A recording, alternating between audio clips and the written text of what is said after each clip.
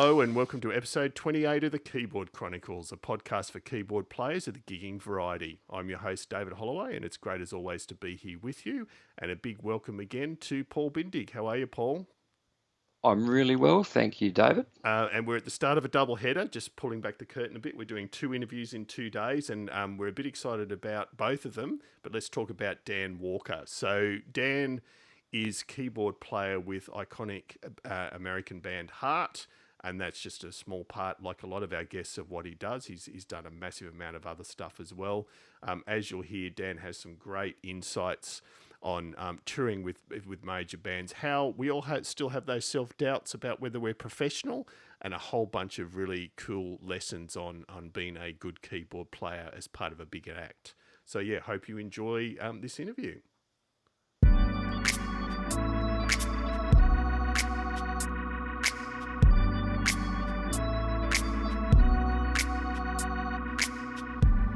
Dan, thank you. As I just said, it shows huge dedication on a Friday afternoon to talk to anyone, so appreciate you doing this. My pleasure. So we've been asking our guests now for what's coming up to a year, how they've been keeping busy in these trying times. So how have you been achieving that? Well, for me, yeah, I've just been doing a lot of work in the home studio. I'm really grateful to have a position here where I live that there's actually a separate little property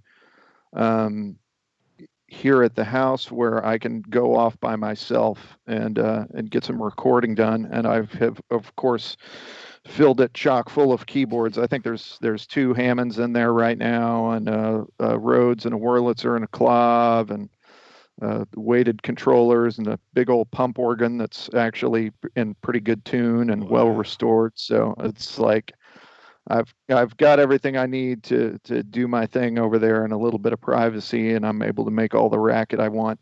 So it's a pretty ideal situation, and it's a good thing because that's basically all I've been doing all year long.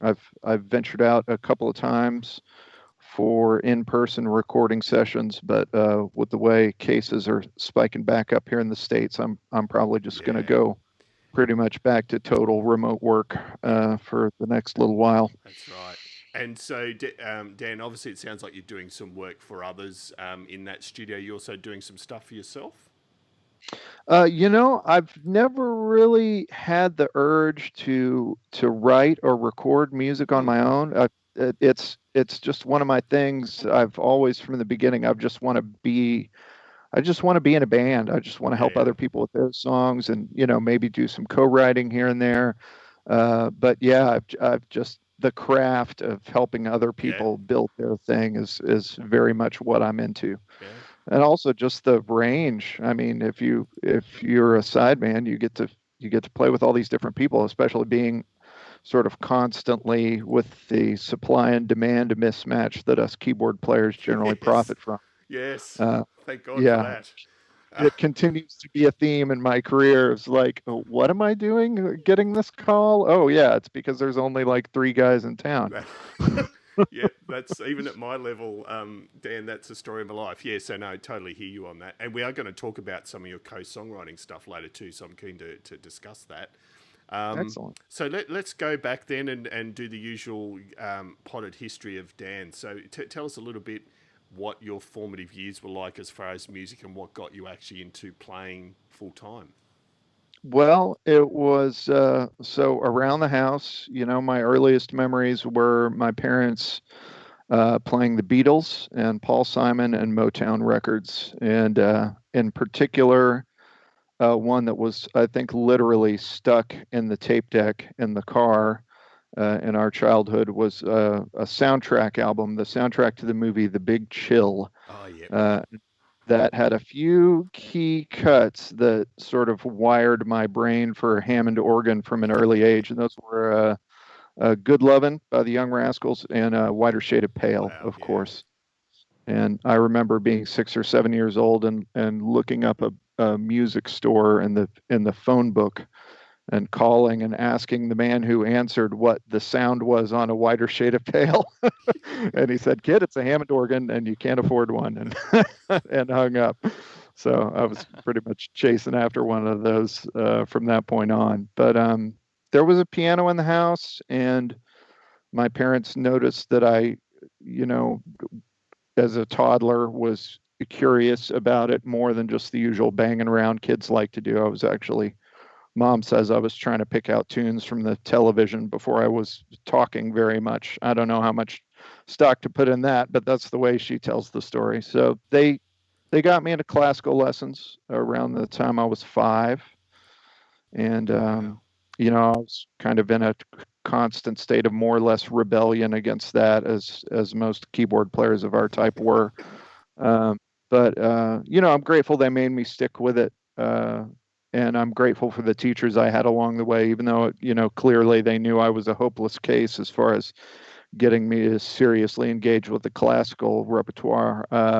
What little technique I have, I pretty much gained in those days, from when I was 5 to when I was 13, and I had a couple of good teachers along the way that sort of, you know, put the put the traditional arc aside and met me where I was and taught me a little bit of theory and taught me, well, you know, you know how these notes sound together and you like playing that chord. This is why, you know, and explaining the scales and the majors and the minors and all that stuff rather than just trying to, you know, apply the ruler to the knuckles to keep me on the designated fingerings of the designated pieces in the book. So, um, and then I think maybe when I was about 12, my uncle Ben gave me a few CDs. CDs were new at that point, and he gave me a copy of Piano Man, that second Billy Joel album. And that just connected with 12-year-old me, and I sort of slowly worked my way through and learned every song on that record by ear. And then I went back to Cold Spring Harbor and learned all those by ear. And then I went forward through the entire Billy Joel catalog. And I finished with that project right around the time he put out River Dreams, which was his last album. So it was really good ear training for me, and great training too on you know, what kind of parts make sense when you're playing with a band as a keyboard player. You know, when to hammer away with that left hand like Richard T, and when to get out of the way and just play something that's kind of like a guitar part, and when to, you know, when to let the piano be a piano. And that also introduced me a lot to a lot of the great guest musicians Billy had, especially on some of those later albums. You know, he had Steve Winwood coming to play Hammond on a cut, or do a duet with Ray Charles, and so that kind of helped broaden my horizons. Even though I was just a kid in Oklahoma and didn't know any keyboard players. Most after my parents finally let me quit the piano lessons, I tried taking guitar lessons for a while, tried being a drummer for a while, and one of my guitar teachers actually at a certain point just said, you know, you should probably stick with the keyboards. And, you know, it was like a little bit of hit to the ego. And then he said, well, here's the thing. If you play keyboards, you're never going to be hurting for work. And that, you know, like we said earlier, that was definitely the advice that has turned out to be great. And he taught me even more about, you know, playing with bands and what keyboard players really do in that role. So it's a gentleman named Kevin Webb and another guy named Gary Riley really were my best playing with a band keyboard teachers, and they weren't even really keyboard players. That's amazing. And then I just kind of got in a garage band when I was in high school. It was kind of an oddball garage band. We were a 10-piece horn band, because you know I was in marching band in high school there at Moore High School in Oklahoma, and so had plenty of horn player friends, and we all loved, you know, Tower Power and stuff like that. So I was like, well, I'm never going to be able to afford to have a band like this once I'm out of high school and out in the real world. So I might as well have fun with it now. So it was kind of oddball. All of our high school band friends were, you know, just playing punk or metal or whatever, and we're over here covering a bunch of, you know, classic Oakland sound stuff and, you know, New Orleans trying to get the Dirty Dozen brass band stuff to sound right with a bunch of white boys from Oklahoma, things like that. So, yeah, those were kind of my early days, and I had a big decision point in high school going into college. I was working at a music store, Norman Music Center there in Norman, Oklahoma, and I was trying to decide whether to go to college for jazz studies. I was going to try and get in at Indiana University and really do the thing, or take a full ride and go to the University of Oklahoma just down the road and study engineering. My parents were very supportive of whichever way I wanted to do it. And, I went and I talked to this gentleman, Cleve Warren. He's a great drummer and worked there at the music store. And I was fully expecting to get the "Follow Your Dreams" speech from Cleve, and he gave me the other one. He said go to engineering school, take the full ride, you numbskull, but just don't ever let yourself go down a career path with an employer or anything like that where there's no time left for you to play. Always make sure there's room for music in your life, and just never quit playing. And even in school, he just gave me the advice, go to engineering school, but play in the jazz band there at the university. So no matter how busy you get with engineering, you're still going to be playing jazz at least 3 hours a week. So, you're not going to fall off a cliff musically during those 4 or 5 years. And that's how I did it. Oh, cool. So I got to know, Dan, what engineering did you do? I studied industrial engineering there at the University of Oklahoma, and also got a minor in computer science. And my sort of main mentor and advisor there at the university is a guy named Dr. Robert Schlegel, and he was a musician too. He actually had a little cover band, and we played gigs together from time to time because they needed a keyboard player too, as it turns out. And it sort of doesn't surprise me. And I think I've had this discussion previously with the guests. It's just that mathematical component of keyboards and music more broadly. It sort of doesn't surprise me, but it's yeah. There's definitely connections there.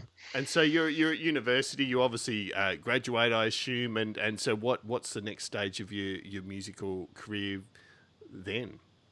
Well, throughout college, I was playing, with bands around town, and just really kind of learning how to play with good musicians and great rhythm sections. There in Oklahoma, there's a lot of great musicians. Played with a guy named Chabon Tiger. We had a band there for a while called House. Some other great musicians, and we did a lot of like Little Feat and a lot of classic electric blues, and just really learning that music. I played with my general theme throughout those years were just to say yes to everybody. Yeah. So country bands, the first band I was really well, I don't want to say the first, probably the second or third, but there was a band called Mama Sweet that was a great sort of roots country rock band, but we'd go off on these psychedelic rock journeys too. It was a really great band and great writing. And the thing about that one was the bass player had sort of given the front man a little bit of a complex about every song being an A. And so he just started putting his capo, I think, in a random position every time he went to write a new song. So that was really good training for me, because all of a sudden I'm playing all these country licks and, D flat or whatever. And I learned to be a hard ass with myself about not using the transpose button. And that did a lot of good for me. And, on through just other bands there in Oklahoma City. There was a hard rock band, sort of poppy rock band called Aranda, that I eventually got involved with. And those guys were doing some more serious touring. They ended up doing quite a bit of touring as a support act with Daughtry and Three Doors Down. Okay. And I would go out with them from time to time, just go out for a week or so, because I was still working a day job, and they were very much in the situation of, getting paid peanuts to go out and open on these arena shows. And chasing tour buses around in an old 15-passenger van and single axle trailer, and one crew guy helping with the driving, settling the shows and running sound and tearing down the drum kit, and generally working his tail off. So that was sort of my first view of touring from the perspective of an opening band, but also getting to see what it was like for the bigs that are selling 10,000 tickets or whatever. And it was exciting, but at the same time, it wasn't anything I could quit my job over at that point. So, it's just like things here and there. Oh yeah, and then the other one I want to mention in my 20s, in the Oklahoma and Texas years, is an artist named Casey Clifford. She's a singer-songwriter there. Yes. Sort of out of the folk world, playing house concerts and very acoustic guitar oriented stuff. But we hooked up, and I started playing shows with her here and there. And over the years, we really became to be close musical partners, to the point where she was sort of the first person that dragged me more or less kicking and screaming into co-writing. So over the last 5 years or so, I'd say we've ended up writing an album together and putting it out that was very piano oriented, and sort of a big contrast to her earlier stuff. It's very much in the sort of Carole King kind of classic piano pop vein. And we had a lot of fun writing that stuff together, and it sort of opened up a new aspect of what I consider myself to be as a musician, being able to help someone in the writing process like that. Well, on that subject, Dan, David and I think you deserve credit for involvement in what's probably one of the most positive songs to come out of 2020, which is Rise Up with Tracy Clifford. Yeah. Which obviously you co-wrote. Interested in the songwriting approach when you've been working with her. What does that look like for you? Well, she was part of what caused that sort of recalculation for her was that she had kids. And so she couldn't, go out and live on the road out of the back of the minivan with her husband playing, house concerts and stuff, which freed her to write music that was presented in a different way. It didn't necessarily have to be stuff that could come across onto acoustic guitars anymore. So she just asked me to come over and just said, look, you don't have to bring any ideas or anything. I've got some ideas in a notebook lyrically, some fragments of melody lines. I just want you to come up with some changes that sound good, just like listen to me sing and play stuff that makes sense with it. Because she can play piano, but she can't jump around all 12 keys and reharmonize things on the fly and stuff like that. So she just needed someone that could come in and help with the harmonic side of things. And then it very quickly developed into we're working together on crafting lines and the bigger philosophical things of like, what do we want to say right now with the, all the things the world's been going through over the last 4 or 5 years in our country too. What are we really trying to communicate? And that writing partnership very quickly blossomed into something that meant a lot to both of us. And that song in particular, some of those on that record we really labored over, and she's one of those that she doesn't want to stop until she finishes a song. So there were definitely some nights where she put the kids to bed, and I was at this point I was already living in Seattle, but I'd fly back to Oklahoma on a more or less regular basis back in the days when you just got on an airplane in the drop of a hat. And she'd put the kids to bed, and I'd come over and we'd go down to the piano in the basement and start working. And sometimes, we'd be at it until 1 or 2 in the morning, just trying to really get something down that we felt great about. But that one, Rise Up, as I recall, came out pretty quick and easy. And she had that lyrical idea and just started singing, and I started playing those pretty much just like it is on the record, just that kind of rubato intro where she's just kind of preaching, and then we're we're off to the races. That left hand thing started happening, and yeah, I know it's a cliche to say it writes itself, but that one came out really easy, and we both felt really great about it. And getting in the studio and tracking it live, which was a departure for her. All of her records before that had been built a track at a time, and I sort of lobbied hard for let's hire a great band and track this thing live, just like those classic 70s records were done, at least the basics. And and her longtime producer partner Will Hunt agreed.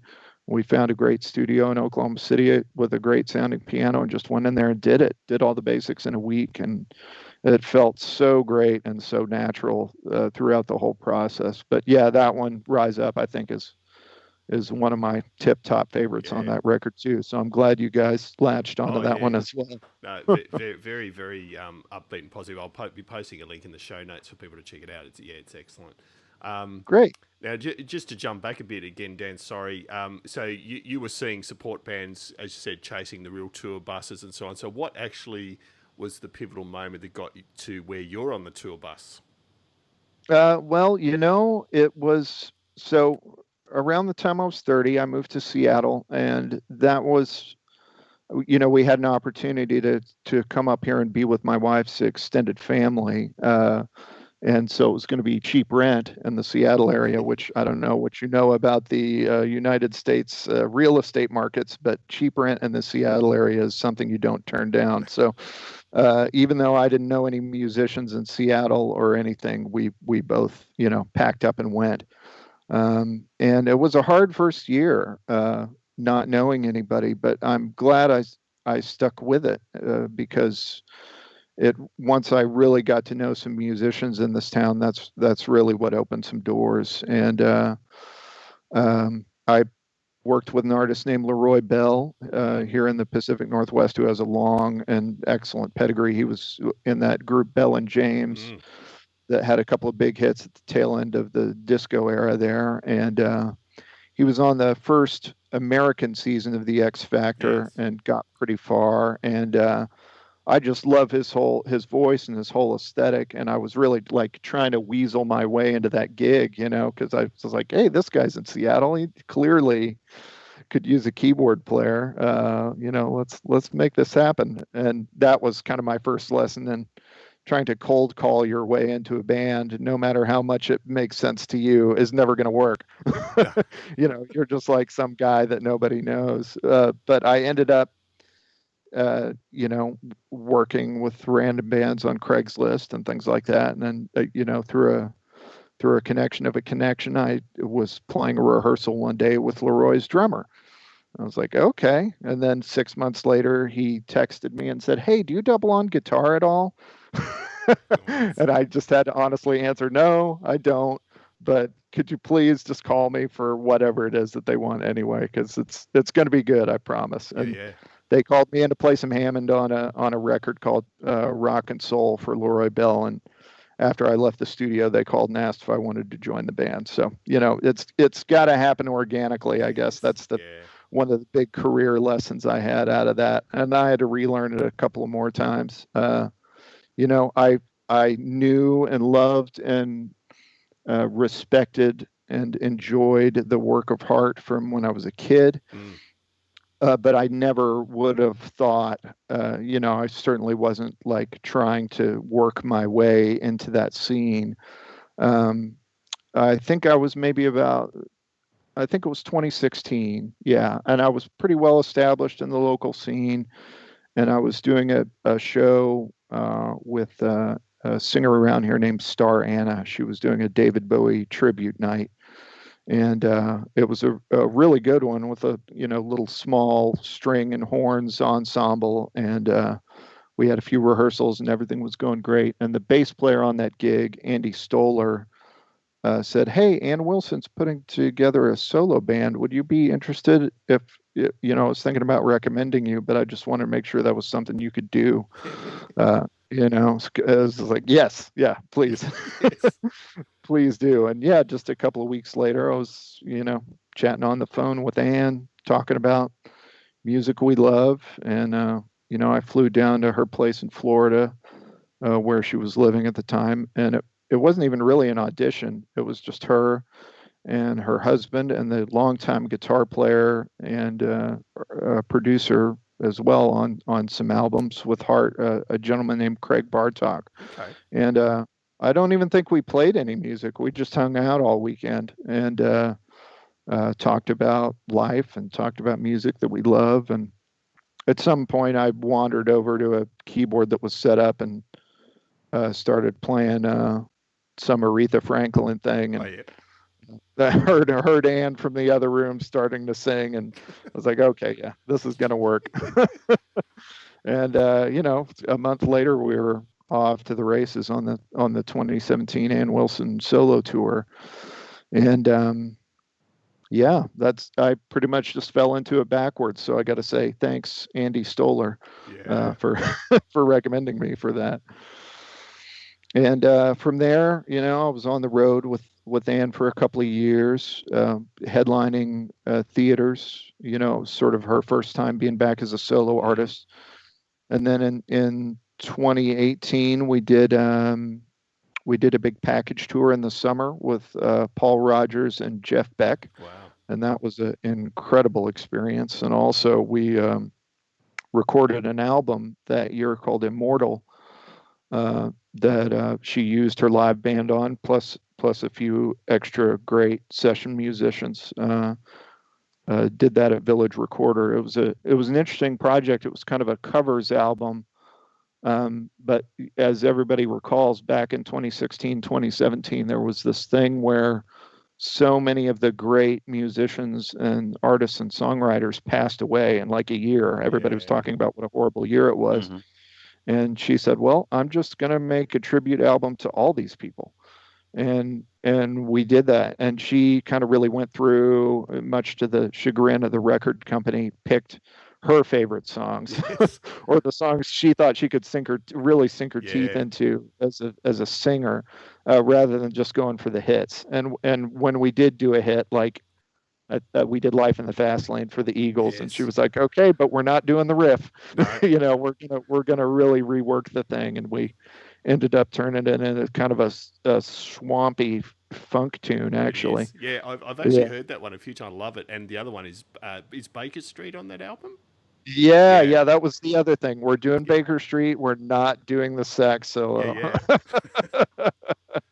Although I think Andy, our bass player, did work in a quote of the sax line on bass at some point in that song when we're in full tilt pinball wizard mode at the end. That album was just a lot of fun, really getting in and live tracking with those great players and coming up with ways to reinvent those songs. So let's talk about Heart. Yeah. Can you give our listeners a bit of an insight and vibe into the experience of touring with such a big band, and the dynamic of working with Ann and Nancy Wilson? How does it all work? What's the role of the musician? What's the role of the leader?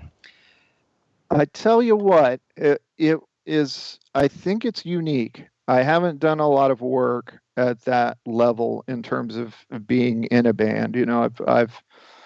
But what you hear, sort of at the bands at that level, things are a little more formal, right? Like there's a musical director, and there's a chain of command, and there's an expectation that you're going to nail parts as on the record, and everything's going to be very nailed down every night. And there's probably going to be some backing tracks that we don't talk about but are there. And in my work with Ann, sort of scrappy little 4-piece band, I joke that it was kind of like Deep Purple backing up Ann Wilson, because it was just drums, bass, guitar, and me playing a lot of distorted Hammond organ, because that's what I do in a 4-piece band. It just makes sense.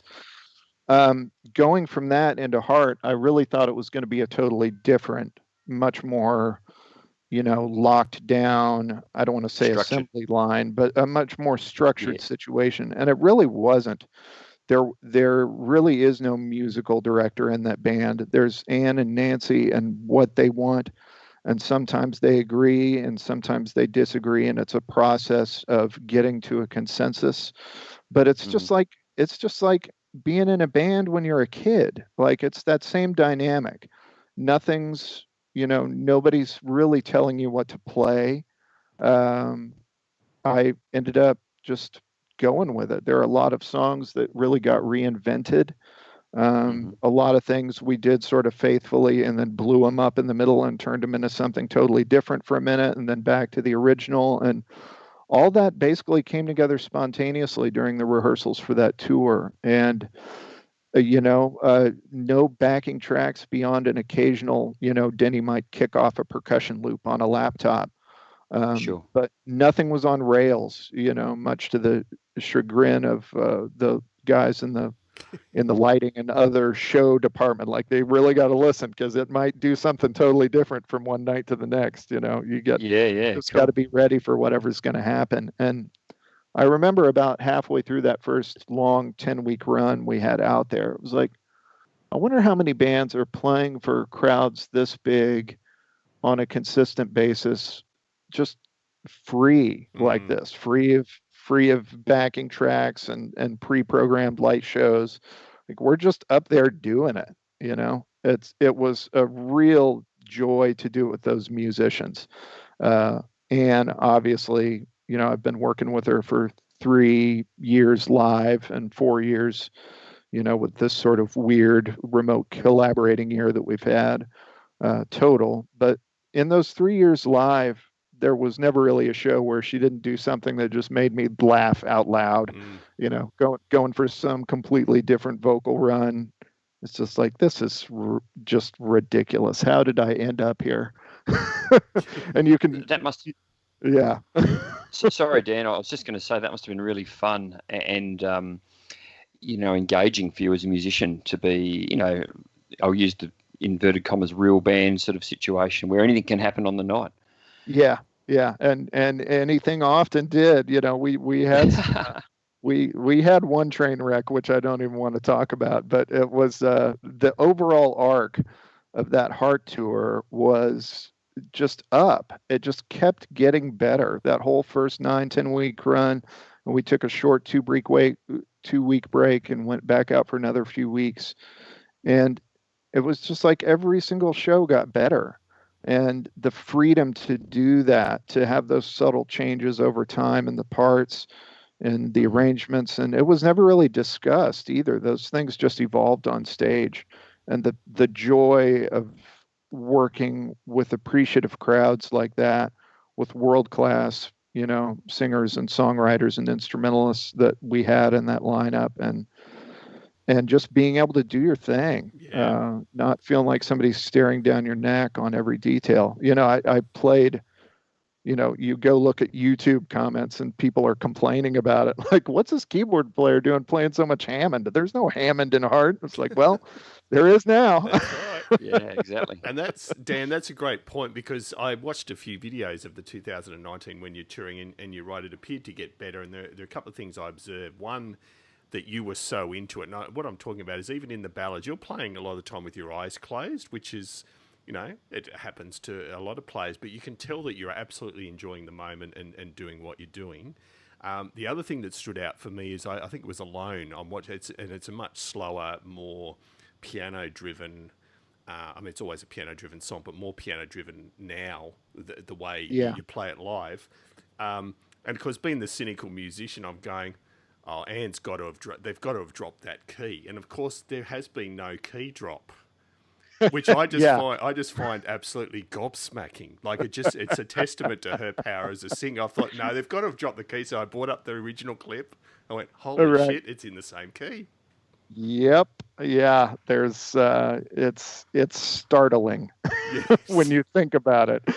Yeah, I just couldn't get, because there's some big notes in that song. So so that I totally agree with you, and I suppose it must have been an astounding experience for you as your first, albeit over 3 years, a major touring operation. Yeah, it's really a joy, and it's funny that you mentioned Alone, because that was one of the first things Ann said to me, even in advance of us starting to work together on her solo tour in 2017, she said, "Hey, look, there's some things I'm not going to do. I'm not going to do Magic Man, but we definitely are going to be doing Alone. But I want you to come up with a different way to present that song." Yeah. And that's basically all she said, was just like, make it your own. And I, jazzed up quite a bit of the harmony, and we reharmonized a few things, and, changed the bridge and switched the arrangement up a little bit. But just being able to give that level of freedom, just bring something in for like our signature, one of our biggest hits we ever had.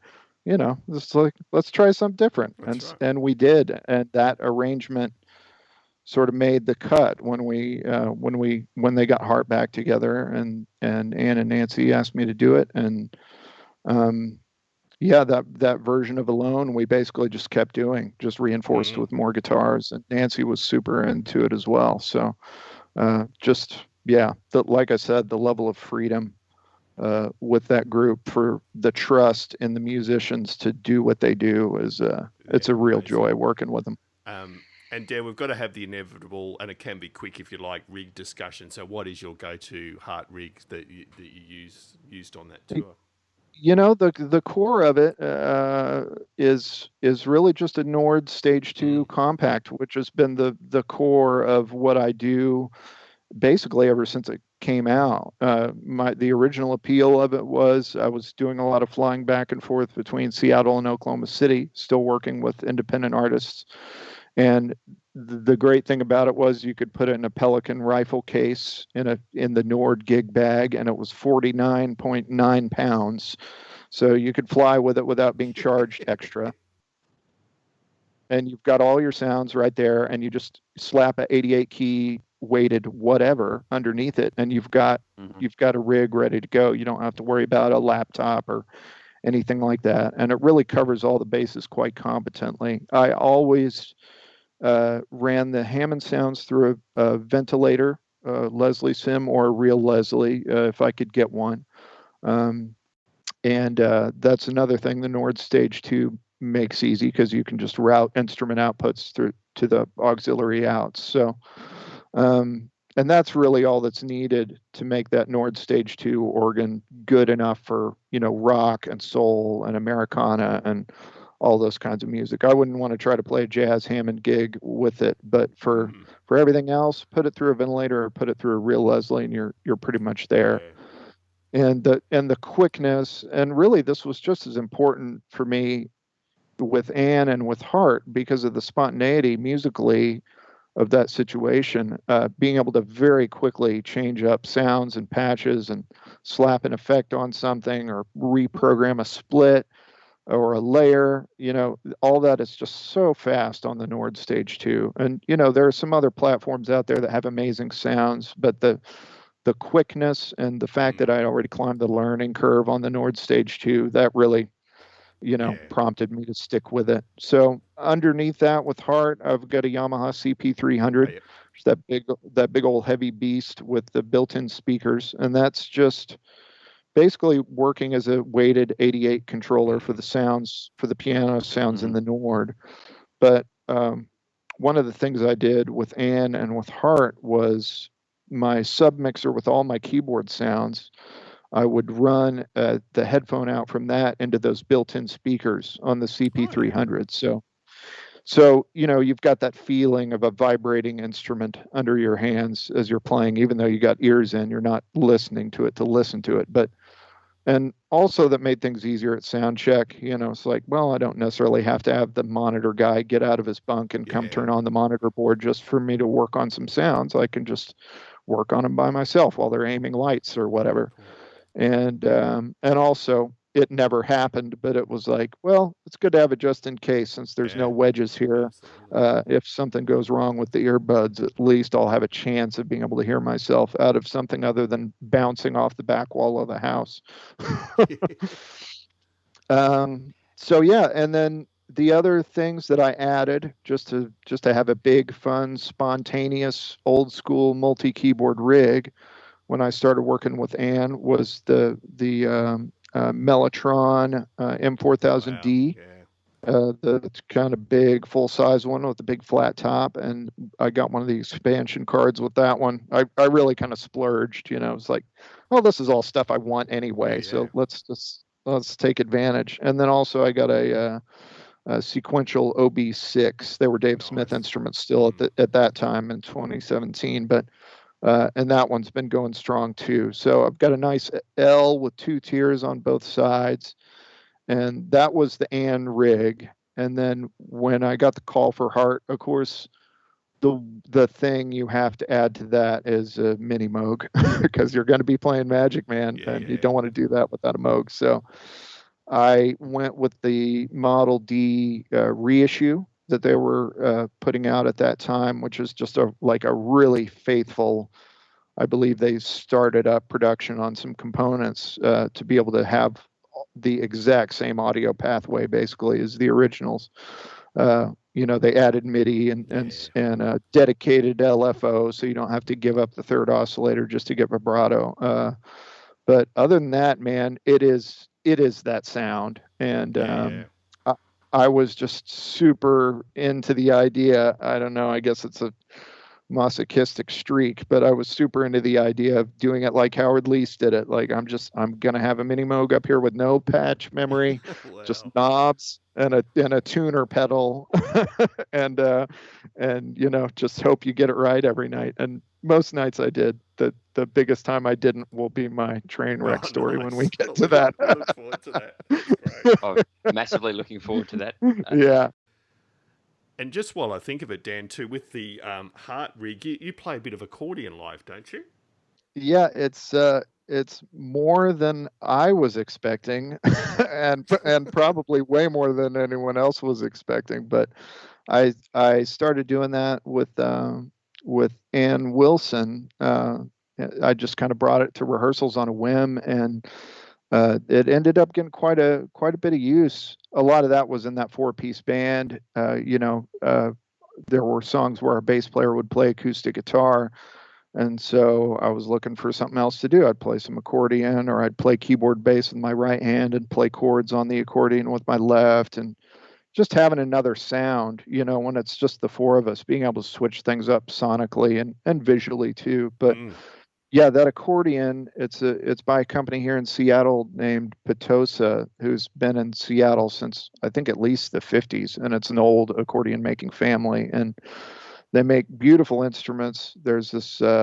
Harmonic with a K is the name of the company that makes the mic systems they install, but it's just incredibly easy to use live. The feedback rejection is great, the sound is great. You've got level control between the right hand and the bass section, and tone controls, and it's just, the thing's kind of been bomb proof. It was I had been using sort of hand-me-down accordions with bands I was playing with when I was younger, and a gentleman named Mark Cosgrove, who plays guitar with David Bromberg, who I periodically get to record and play gigs with.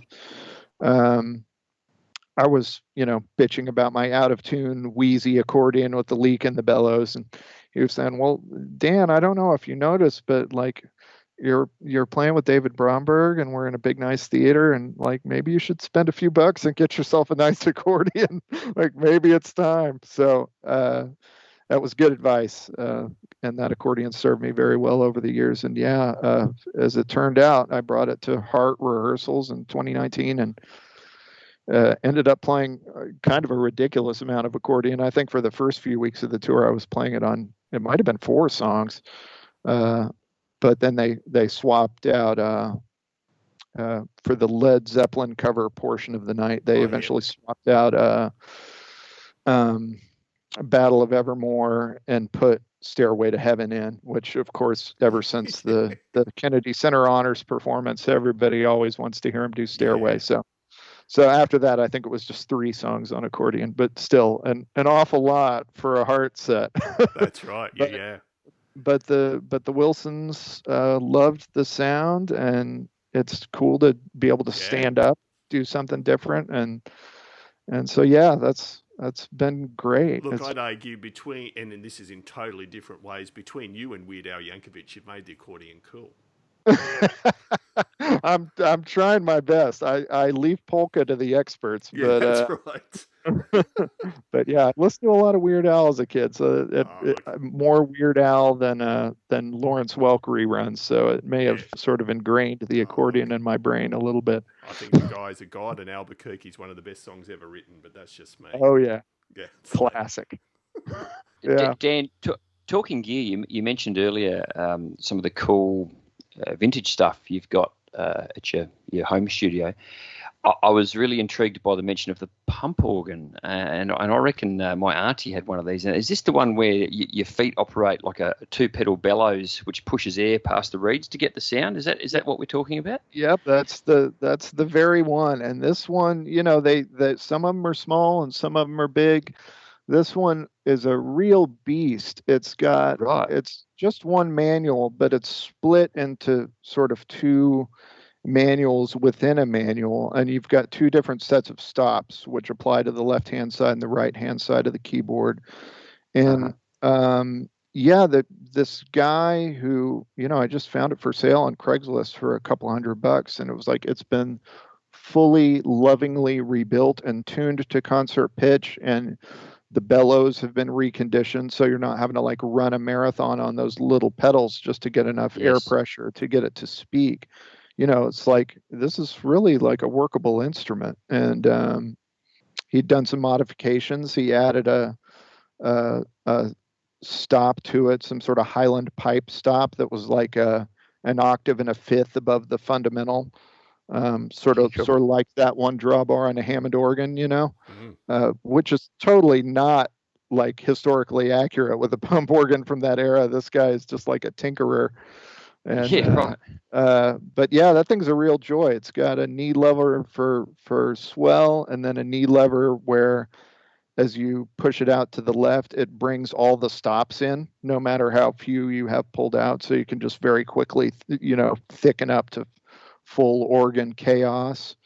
And yeah, for $200 plus having to rent the U-Haul to get it out of the guy's garage and into my studio, that thing gets more use, especially on folk records, but on quite a bit of rock stuff too, just as a background element. Yeah, it's a real joy having it in there. Normally you go into a studio, and if there is one, it's exactly between two half steps from concert pitch out of tune. They like pitch correct it after the fact, but you just have to cringe as you're playing the part. So yeah, I love that thing. It's a Etsy or Esty. I can't remember the Esty, I believe, is the brand name. ESTEY. You're right. Yeah. Big old a real real physical way to interact with the keyboard too, playing that way. So it'd be a lot of fun, I imagine. Oh yeah. You talked earlier on about the being in a band is your passion, and even if listeners go to your Facebook page, they'll see it says, "I just want to make music with my friends," or "All I want to do is make music with my friends," which is cool. And you sort of said that's really your thing. And you talked about learning to play in a band, and I'm interested in would there be lessons that you've learned that would be the most valuable ones you'd pass on to other players about what works well when playing in a band? Yeah, definitely. I've got a few of those. That line that I just want to make music with my friends, that's actually a line from a LeRoy Bell song from the last album we did together. Yeah, as soon as I heard him sing that one when he first brought that tune to the band, I was like, yep, that's it. That's my life motto. I'm just going to put that on the top of my social media page. As far as lessons learned, and the things that I learned along the way of getting to where I've gotten, and getting to work with the people I've gotten to work with, I'd say the first one is just never phone it in on a gig. Like, no matter how pointless the gig might seem, like I've done more than one where we literally outnumbered the audience. No matter how demoralized you might be about the prospects of the project or if there's somebody in the band who's playing just as wearing you out, or, if you're playing a recording session, if you're getting a session work and you've just been called in as a session player and the material maybe isn't to your taste, just do your best. Do your best to make that music better, because oftentimes what I found is it's how you handle yourself in those situations that people remember later. And more than once, I've gotten a call for something amazing out of a situation like that. So that's thing number one. And thing number two, it's a cliche, but you gotta listen. And what that means practically in live terms is that at rehearsals and at sound checks before gigs, take the time to make sure you can hear everyone in the band, even if you know the material backwards and forwards. If you got a good monitor guy, take advantage of it. Take the time in sound check and ask for what you need, and don't just ask for a ton of yourself. Don't bring some huge amp that can blow everyone away on stage. Because as keyboard players, what we're often doing is filling in the gaps, and we're adding like almost an orchestral element that creates atmosphere and enriches the music. But to be able to do that, you have to know where those gaps are in the frequency spectrum, and rhythmically, you got to know what everyone else is doing to know what to add to it. And yeah, so that's number two. And number three, I'd say, and they're all pretty much equally important, but the one that I really go back to is to do your homework. As a guy with a day gig, I spent a lot of years sort of wrangling with myself about the question of what it means to be, quote, professional as a musician, because I wasn't putting food on the table with my music. And I felt inadequate about that. It's like, oh, am I really fully committing to being a musician? But I eventually got over that. I think it was the day I played on the David Letterman show. It was like, okay, I'm a professional musician. I have to admit it now. And what I think I decided after that, like, it doesn't matter where the money in your bank account is coming from. What makes you professional is whether you're reliably useful to the people that hire you. And to me, homework preparation, that's the essence of professionalism. Do everything you can to learn the material backwards and forwards at home. And for me, in practical terms, what that almost always means is listening, just total immersion listening. I'm taking a shower, I'm doing the dishes, I'm working on something else, I'm mowing the lawn, I've got my earbuds in, I'm listening all the time to the next music that I'm going to be playing on stage with people. And that's, sometimes that's all you get. Sometimes, especially on the higher levels, you're thrown into these situations where it's a huge opportunity, but you're going to go out there and play in front of 1,000 people material you've never played before, and there will be no rehearsal. And so, you can learn a lot just by immersing yourself in recordings like that. And that's always been my method of homework. Charts are great, and I'll do those too. It kind of depends on how much time I have and whether reading on stage is going to be an option or not. It's easier for us keyboard players because we can always sneak an iPad into somewhere in the forest of gear. But the sooner you can just really get it completely in your soul and in your brain, the better. And I'll go to great lengths. I'll track down bootleg live recordings, and as well as studio versions. I'll rip audio off of YouTube with Audio Hijack and put them in MP3s and just have them in a playlist on my phone. And I sort them by play count, the good old iTunes Smart playlist. So whatever song in the batch of songs I need to learn that I've listened to the least, as soon as I hit play, that's the one that's going to play. And yeah, that's the thing. And then I guess if I could do one more, do everything you can to make the front of house engineer's job easier. Don't second guess him. You can't hear what's going out there. He can. He knows what he needs to make a band sound good. So I'll always check in, like, okay, can I EQ this differently for you so you aren't having to, chase around and pull low end out of certain sounds and then boost it back up later. Like, just let me make it easy on you. Yeah.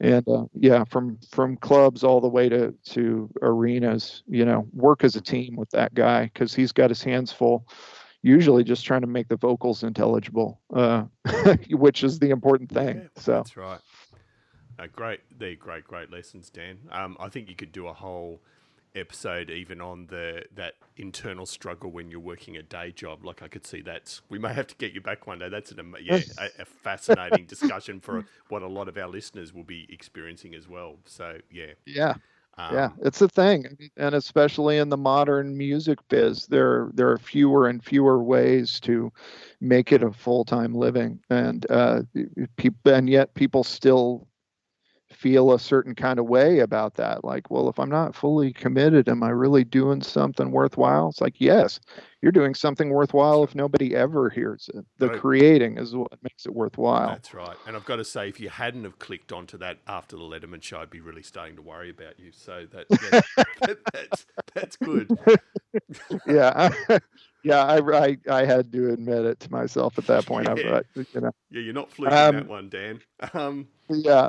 There's one more thing I want to mention on the lessons thing, and it's short and it's practical, and I'm not going to go through them all right now because they've been done great. But there's a banjo player here in the Pacific Northwest by the name of Danny Barnes, and he has a website, and he's an amazing creative musician. He's worked with a lot of great musicians. He's also got super cool solo material, and he has written 2 essays that are on his website, and one of them's called How to Make a Living Playing Music, and the other one is called How to Play in Someone Else's Band. And both of those I reread once a year. It's I'll like it's finding them then, linking to those. Scripture. There's so much wisdom in there about music and about getting along with the group, and like what the stresses are on the leader and how you can make their life easier. It's common sense stuff, but it's all it's beautifully laid out in those 2 pieces. Right. So yeah, Danny Barnes is the guy, and I'm sure you'll find him and link him. Them up, absolutely. Excellent. Beautiful. So if you don't follow all that good scripture and don't follow all those lessons, or just through bad luck, you have some train wrecks. So let's get to you alluded that you had one. Let's do it. Yeah, I had 2 that I thought I might talk about, but I think the one that I just have to cop to is the one that was in front of the most people, which was and I wish I could remember what show it was. It's long since lost to the memory hole, but one night, so Magic Man and the Heart Set was second up. Okay. We opened the show with Rockin' Heaven Down, which was a great moment because it's one of my favorite Heart songs, and they hadn't done it live in a very long time. So it was a really special moment opening the show with that. Like the real hardcore Heart fans kind of that. It's one of those great show opening moments where you're like, oh, we're in for something special here.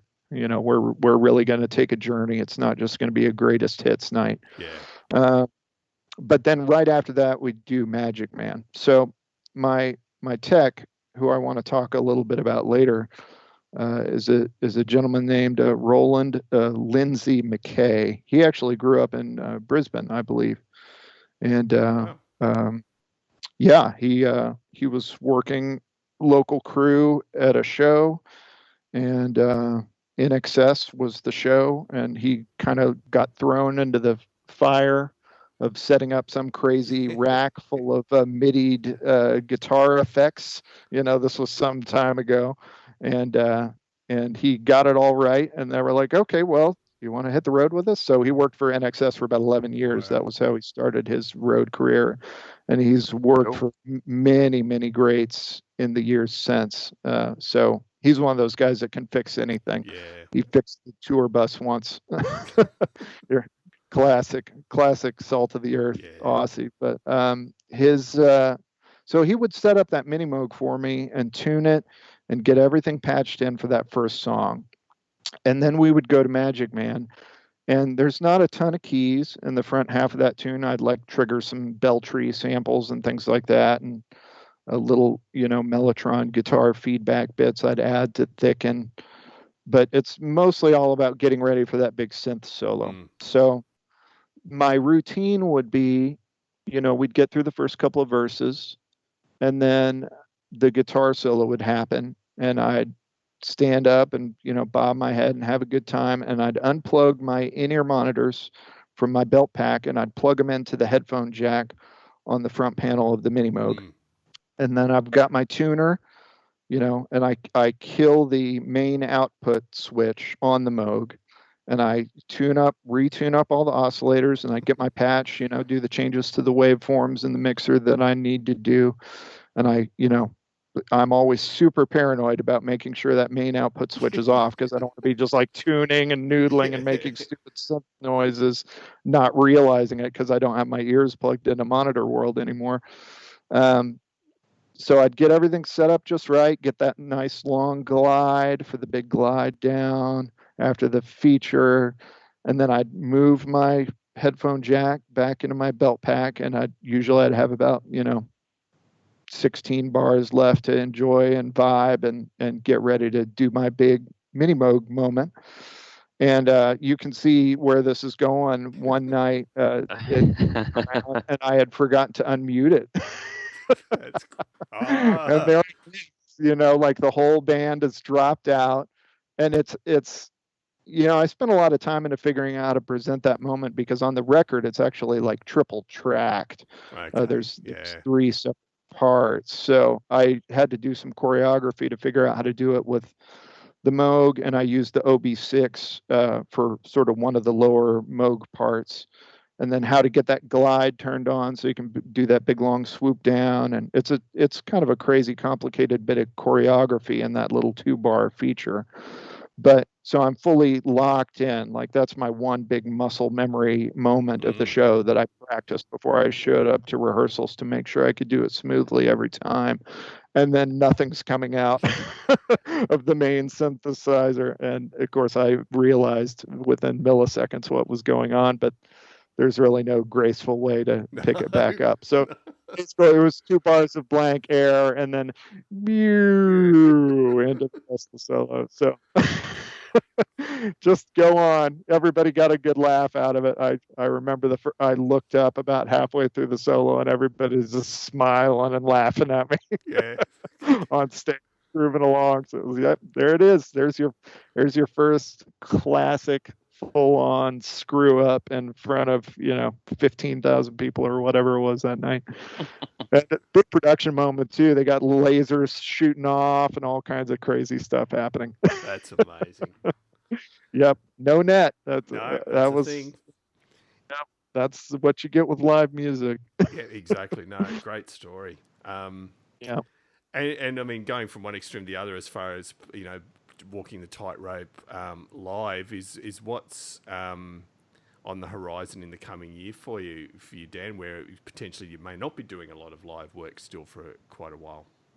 I'm really just gonna keep doing what I've been doing, which is working here from the home studio. It's been a really fun process learning to embrace that environment. And what I mean by that is, as a session and studio player, I had very much embraced the sort of almost macho ethic of, oh yeah, we're total pros. We're gonna have this thing and take 1 or 2 or 3, and often there's a lot of pressure to do that, economic pressure to be able to do that, and you get a certain amount of pride of being able to do that classic Nashville session guy thing of you walk in and you make a chart as the artist plays the song, and then you walk into the room and play it. And I love working like that, and I love working with the live band too. And whenever possible, my favorite thing to do is to track to tape like that, because it makes everyone, not even really because of the sound. I'm not enough of an audiophile to be able to hear what's different about it, but it makes everyone bring their A game. Just like knowing that if you're going to have to punch something, you're going to have to do it better, because there is no do, and you just don't want to be that guy that screws things up. So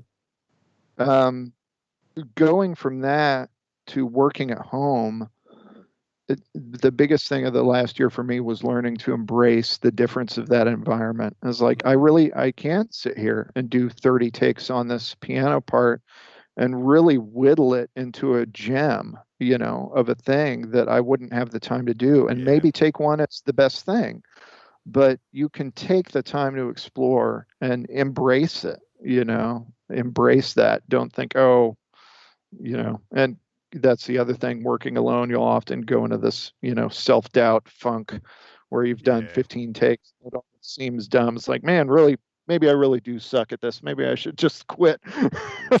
That thing you get when you're home alone instead of working with other people. But yeah, it's sort of been a psychological journey of learning to embrace the differences in that process and working asynchronously with people. I've been doing some work with Anne. We've actually written a couple of tunes together, which is something I never would have been mentally prepared to even be asked to do if it had not been for my friend KC, like I said, dragging me out of my shell and getting to write that record with her. So that's been a real joy, and just working on doing those songs, 2 or 3 different ways. Like, how does it really work? Let's take our time with it and working with the guys in the band remotely. And also, for a good part of this year, Nancy's been doing a solo album, and she asked me to play a bunch of keyboards on that as well. We're getting close to completion on that. She's been doing a lot of writing, and that's been a lot of fun too, working with some of the same dudes, some different dudes. And it's just a joy. And it's interesting watching everybody getting better at working remotely. But there's still nothing like the magic of working in person. And Anne is very much, she's kind of like me, in that she's at her most happy when there's a band in the room. And she actually got stir crazy enough at some point that in the middle of one of our somewhat dipped periods of pandemic chaos here in the States, she actually leased herself a tour bus, and her and her husband journeyed from Florida all the way up to the Pacific Northwest, and we put a band together of Seattle folks, so nobody had to travel except her.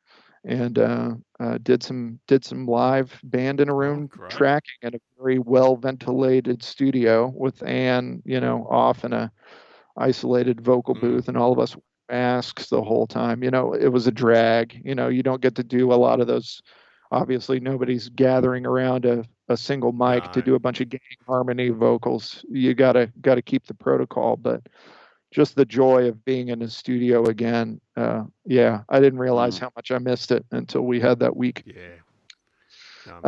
So I think it's just going to be more of the same for the indefinite future. And for me, it's really just trying to, I'm keeping fairly busy. People hitting me up for random projects, and producers that like to use me on stuff that bring me steady work. But also, even when nothing's in the queue, just being disciplined about going out there and making funny noises with the matriarch, or just like putting a random track down, learning something new about Logic, just trying to make music every day. We miss being out on the road. We really miss it. The group text is still going hot, but it's just gotta max out the moment that we're in. And it's for me, I've been spending a lot of time on Bach, just working through those 2-part inventions that nobody ever managed to make me wade my way through when I was little taking classical lessons. That's brilliant. No, that's excellent. And before we get on to the last 2 questions, Dan, just when you mentioned Billy Joel and the impact Piano Man had on you, I've always thought the last 5 or 6 years, is there a better gig for a keyboard player than what Billy Joel has now at Madison Square Garden, obviously pre-COVID, where he sits in his mansion relatively close by, has a chopper pick him up, drop him close to the venue, gets into the venue, sits down, plays an amazing gig to a full Madison Square Garden, and then is home and in bed again by 11 o'clock that night. Does it get any better than that? No, I don't think so.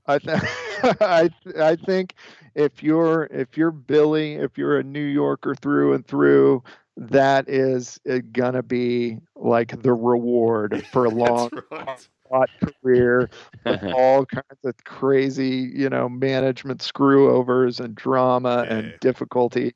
Uh, adapting to the MTV era. And it's like, okay, at the end of the day, like this is it. exactly. You're right. I don't think, from the outside looking in, you can get bored with anything. That's It's right. amazing that the human capacity for whining about situations we're in. But I think that's one that Yeah, I could probably milk out for live a few with. Yeah, decades that's in right. that position Exactly. with joy in my heart. And obviously, speaking of keyboard players you admire, we've started a new segment on the show, which is tagging a keyboard player. So just interested if God forbid you had to listen to us talk again or whoever it was, which keyboard player would you love to see interviewed about their career? Okay, I couldn't choose between these two. Can I do Oh, two? two's great. Yeah. All right. So you got to get Benmont Tench on there. Oh, If if yes. if there's one, if I had to pick one, it would be Benmont. I've been asking myself, like I know we're all supposed to shoot towards finding our own unique voice and signature sound and creativity, and not just ape our heroes, but still I'm 12 days away from 40 years old here. When I'm stumped about what to do with the track, I just say, okay, what would Yes. Benmont do? uh Just to respond to that one, Dan, it's absolutely on the bucket list, and I've made an initial approach. But as you can imagine, Benmont has management and is very oh hard to yeah. track down. But Yeah. between him and Roy Bittan, they'd probably be my top two, and I'm certainly trying. Yeah. Well, I will be tuning in for sure. I mean, I tuned into all these anyway, but he's just like he had fully developed a brilliant aesthetic of how to play keyboards in a Yeah, guitar band by age 23. And he spent his amazing. whole career fine tuning it and adapting it, and it's an aesthetic that aligns with mine.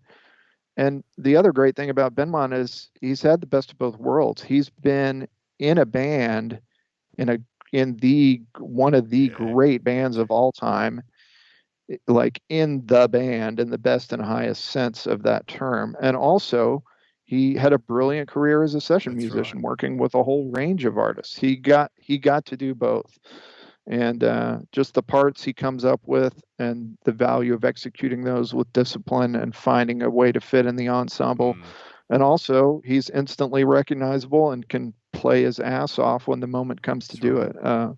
So Yeah, yeah, amazing he's guy. he's my main guy. And then the other one that I'd really love to hear, just because I haven't heard any interviews with him, but I'm kind of obsessed with him his playing, is a Welsh keyboard player by the name of Geraint Watkins. Okay. Yeah, he's worked with Nick Lowe quite a Oh, lot, yeah. and Dave Edmunds and Mark Wow. Knopfler, and I think he worked with Paul McCartney in some aspect somewhere along the way. And he has a great solo album that came out in 2019. I think Rush of Blood is the name of the album. Uh, you'll have to Great. check me on that. But yeah, Geraint Watkins, he's a fantastic player. I got into him through his work on some of these more recent Nick Lowe albums from the last couple of decades of Nick's sort of elder statesman Yes. uh, uh, era, which I love. Oh, I some love the great way he songs sort of there. adapted himself to his age, and embraced it and just matured in a beautiful, wonderful way stylistically and as a songwriter too. Um, I mean, there's many more. I've certainly spent a lot of the last few years admiring and deconstructing and reconstructing the keyboard parts that Howard Leese came up with Yes. in what I consider my favorite era of Hart. And there's a long list of jazz pianists and organists that I, sort of admire from afar, like people who can climb Mount Everest. I can admire it, and at the same time, no, I'm never going to be able to approach Yes. that level of facility at that music. But yeah, No, if I had to pick one, Benmont. yeah. Challenge accepted. Fantastic. Well, thank you, and yeah, we'll definitely keep trying to track him down. Yeah. Our final question, which we ask everyone, Dan, is what are the 5 discs, if you're stuck on a desert island, you would have to have with you? Okay, so obviously I spent some time ahead thinking about this one, and depending on how I felt that day, I got to give the standard cheater answer that your guests give. I might take Revolver, Rubber Soul, Help, A Hard Day's Night, and Sgt. Or Pepper's. go the box set. Well, I think we've had at least 2 guests say Beatles box set. And count it as one. Yeah. Yeah, absolutely. Yeah, absolutely. That's a good plan.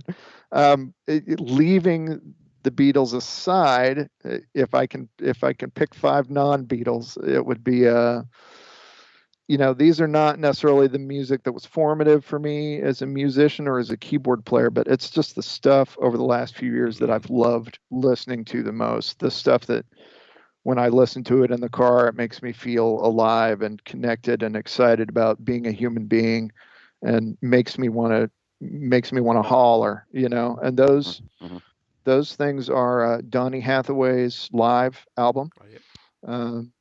And then there's a great American band called NRBQ, and their excellent album from I think the late '70s, sometime, called At Yankee Stadium. Gotcha. And it's kind of a joke title, because it's actually a studio album, and the cover is just them like standing around on the field in an empty Yankee Stadium. Nice. But their aesthetic is all over the place, and I love every bit of it. So NRBQ at Yankee Stadium. There was a great album I think in the early aughts by Meshell Ndegeocello, which is one of my all-time favorites, called Bitter. It's got some great writing, great singing, great keyboard playing, great string arrangements. That's just one I go back to over and over and over again. There's a songwriter and singer and excellent instrumentalist named Aoife O'Donovan. She had an album named Fossils that I just love to death. It was, I think she co-produced it with Tucker Martine, maybe down in Portland. I'm not sure where they did it, but it's one of my very favorites too in the last decade or so. And then I'd say my number 5 is one that I just keep going back to, which is there's a little university. I'm not even sure where it is in America, but it's called Grand Valley State University, and their sort of modern music, new music department did a re-recording of Music for 18 Musicians by Steve Reich, and it's like just imagining the work to put in to get that piece of music ready and perform it, and they did an amazing job with it.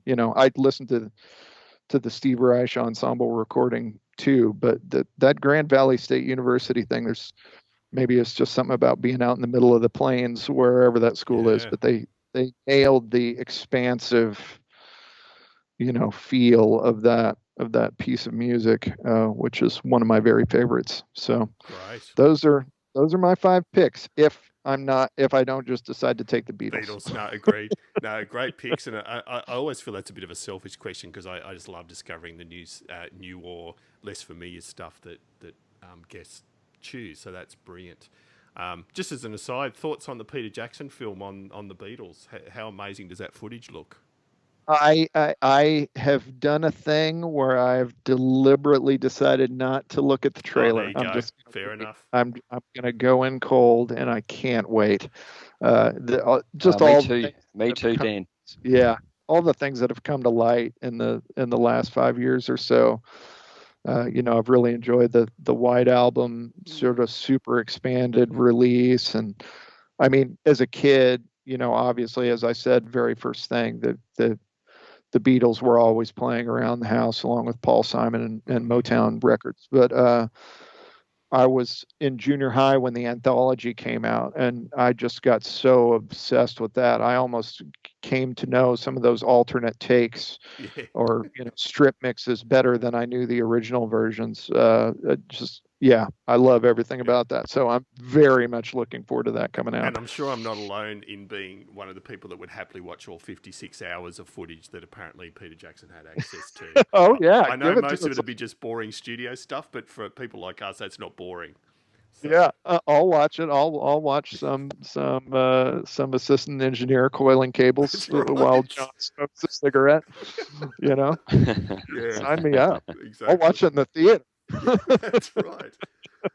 No, I think that's a perfect point to end. So, I mean, Dan, thanks so much for your time. It's been absolutely brilliant, and yeah, it sounds like you've got a busy year ahead, and many, many years into the future. I mean, you're a young thing, not even 40, damn you. So, yeah, you've got a hell of a career ahead. So, no, really appreciate your time, and yeah, best of luck with it. Oh, thanks very much. It was such an honor and a pleasure to talk to you guys, and I'm so glad you're doing what you're doing. It's been great listening to the episodes, and keep up the good work.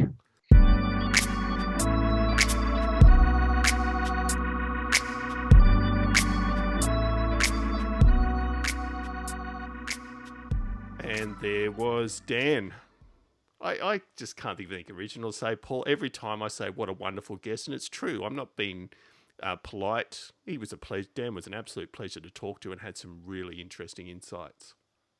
Yeah, maybe keyboard players are all just really good people, because I feel the same as you. Like every time we wrap up a recording, I always go, well, wasn't he or she a really nice person? But yeah, I felt what was great about Dan was he's so generous with his philosophies around what makes a keyboard player successful and what we can all work on. And you know, I got a lot of value out of that personally, and I'm sure our listeners will as well. Yeah, no, huge thank you to Dan for doing that. So that's it for this episode. We'll be back again in 2 to 3 weeks, but just a reminder that you can keep in touch via a few means. As always, our website is keyboardchronicles.com. We're on Facebook at facebook.com/Keyboard Chronicles and Twitter at the Keyboard CHR1. If you like good old-fashioned email, we're always keen to hear from you, and the email address is editor@keyboardchronicles.com. We do have a Patreon account. We've got some news on that in coming weeks, but for the price of a coffee a month, you can help us go from strength to strength, and that's at patreon.com/Keyboard Chronicles.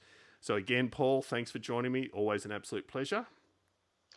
Thank you again for having me. I've had great fun. And most importantly, to our brilliant listeners out there who continue to grow week after week, which is hugely gratifying, we hope to see you back here next episode.